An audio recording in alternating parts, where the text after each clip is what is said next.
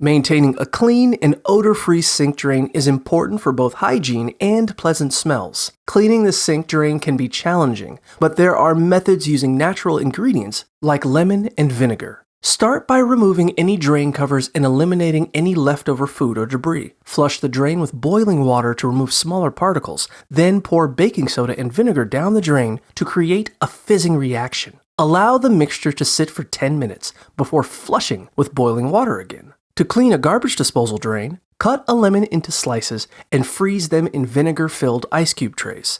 Once frozen, place the ice cubes in the disposal and run it with cold water. Avoid clogging the drain by keeping grease, coffee grounds, and hair out of it, and dispose of oil in a glass jar in the garbage. Rinse the drain with boiling water after washing dishes. Use a mesh screen or drain cover to prevent debris from entering, and regularly pour bleach down the drain to prevent bacteria buildup and odors.